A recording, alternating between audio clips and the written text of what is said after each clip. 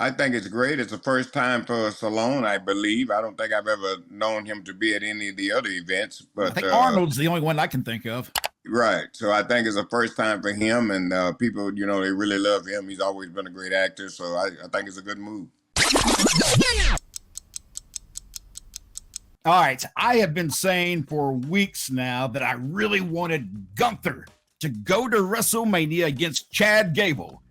And boy, was it close, but it never happened. Instead, now we have Sami Zayn versus Gunther for the Intercontinental title at WrestleMania. Bill, what did you think about that pairing? I watched the gauntlet match, and I thought Chad Gable was going all the way to the end. He and Sami Zayn put on an incredible match, and I could just swear that Gable was going to win that match. And when Sami won it, I was like, what the heck? The whole storyline with the family and the little daughter of Chad Gable. Everything was there. Everything was there. It was a great storyline. So they fooled us again. Now, at the end of the match, Gable picked up Sami Zayn, and Zayn hugged him.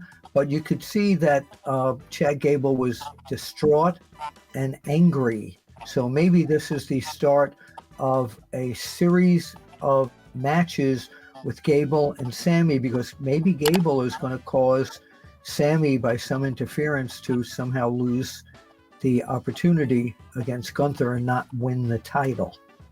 See, and be honest with you, Teddy, for me, Sami Zayn going against Gunther is not something that I really feel has got a lot of story behind it. That's just me, I guess. I just felt like Chad Gable was the guy, but is Sami Zayn, now that they chose Sami Zayn to go against Gunther, is Sami Zayn the person to dethrone Gunther after all this time?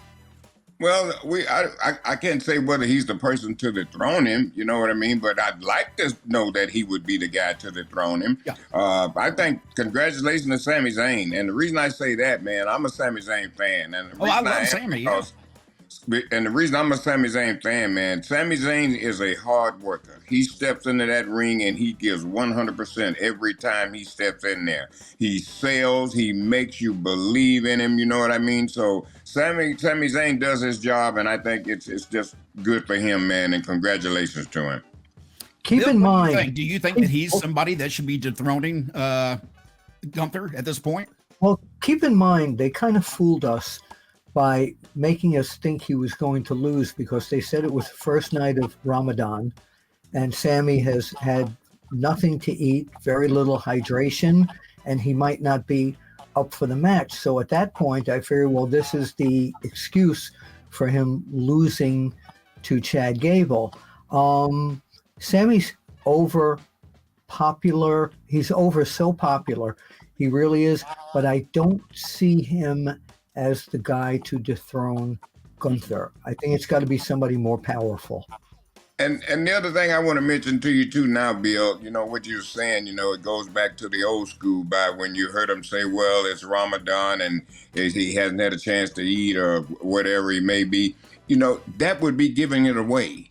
So don't ever listen to that. You know what I mean? Because just like you thought when you heard that, you said, well, I guess that's the way he's going to lose. So that's what I'm saying to you. That's a work. So don't ever listen to that, because they know that's bait. And every time you do, you see that you get a different outcome. I wish Chad Gable had fallen into that spot. I'm still that innocent fan. Well, me too, but I'm just saying to you, that's, we have to pay attention to it ourselves. We have to be the ones to try to educate people on what's going on. Some people we can, and some people we can't. Look here, we also have rumors flying around for WrestleMania that Sylvester Stallone may be showing up in right in your neck of the woods, Bill. Have you heard anything else about Stallone coming in? Well, looking for a fight, some time ago, the guy wants to fight me, I'll show up. No, I've heard rumors, of course, that he might be there, and it would be very apropos, because you'll have fans. What I envision, and nobody I've told this to believes me, is somehow, if they bring him in, he's got to go face to face some way with The Rock, so the fans can yell out, "Rocky, Rock!" And you'll know that it's for Stallone as Rocky and not Rocky Johnson Jr. there, right? Not that's what I want to see. I want to see the two of them nose to nose with the 91,000 fans all yelling out, "Rocky!"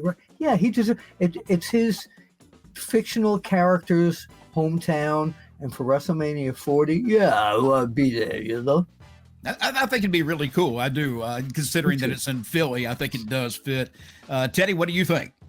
I think it's great. It's the first time for Stallone, I believe. I don't think I've ever known him to be at any of the other events. But I think Arnold's the only one I can think of. Right. So I think it's the first time for him, and people, they really love him. He's always been a great actor, so I think it's a good move.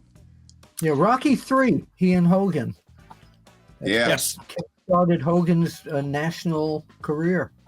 Hey, by the way, did you guys get a chance to see the Scott Hall special on A&E? Oh, my goodness. I did. Teddy, did you watch it?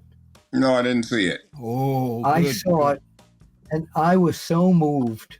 It was a 2-hour A&E biography, and they had interviews with Scott in the last few years of his life. Yes. They had his family on. They had wrestlers that worked with him on. And it was such an emotional roller coaster, to put in a cliche here. I loved him. As much as he had problems, if he went into a dressing room area, a hallway of a WCW show or any other show, and there were 20 wrestlers all waiting to say hello to him, he'd go right through them and shake my hand and give me a big hug. When I do interviews with him, sometimes he'd stick his hand in my pocket and say, $20, good payoff. And he'd take but he always joked around with me, even when he was high. The worst time, though, I was ever with him was we were doing ring roasts in New Jersey. It was a roast of wrestlers, and I forgot who we were roasting, and some comedian got up, and Scott was in the back, and he wasn't feeling great, and some comedian made a joke about whoever, the Iron Sheik's career going down as fast as Owen Hart falling from the ceiling. Scott Hall got up, pushed everybody away, and I thought he was going to kill me too. He went after that comedian, and I have never seen anybody so angry in my life. I thought he was going to kill him. I really did. That was on, you can find that on YouTube, as a matter of fact, if you want to see what Bill is talking about, because I've seen that a couple of times on YouTube, and it's sad to see. Other than that, he was very sweet to me. He kept in touch with me up until a few weeks before he passed. We would text or talk to each other, and I missed a bad guy. I never had any idea he kind of disappeared from sight towards the end part of his life, because, I knew that he was doing well with DDP. He came back and everything sounded great, but then I didn't really hear much about Scott Hall. I had no idea that he had fallen back into some bad habits, and he dropped out of DDP's. He dropped out of DDP's program, and he told me early on in his career, when he started doing substance abuse and stuff like that, hey, if somebody wants to hire me, man, you get me. You know all about me, what I do, and you get what you see. Teddy, any memories with Scott Hall for you? Well, Scott, me and him was always cool, man. Just a super great guy. God rest his soul. I remember one time we was at a signing, me and him, and he was right next to me. And all of a sudden, here comes Bundy, King Kong Bundy, and Bundy is walking by. And the next thing I know, Scott just throws a cup of drink right in Bundy's face. Okay, I mean, I don't know why, but all that happened just in an instant, just like that. Well, what did Bundy do? Oh, he just was kind of wiping the drink off of him, and then they started a little bit of argument, and that was kind of much. That was it.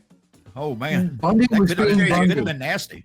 I'll tell you something else too. A lot of people don't know, and this is a true story, and Nick Patrick can verify it. When Scott Hall started using that gimmick and changed his voice to say, man, you boogie whip arms and all that stuff, you know what I mean? Yeah. Well, I'll tell you where Scott Hall got that from. It was me, Scott Hall, and Nick Patrick. We were in a Gold's Gym in Oakland, California. And there was a guy that walked in there. He's bodybuilder. He's jacked up. He's on the juice. So I'm talking about he's wide as a refrigerator. So he's just walking around, and everybody he sees working out, and he'll go right over to him. Hey man, get the weight up. You got boogie whip arms, man. Get the weight. You know, he just with everybody in the gym. And Scott started mocking him and started just laughing about it. And Scott took that to TV. And somebody in power, Scott told me they took, responsibility for saying that they were the ones started up. No, they did. No, they were not. That's how he came up with that. Was that Scott the Razor Ramon character you talking about, Ted? Yes.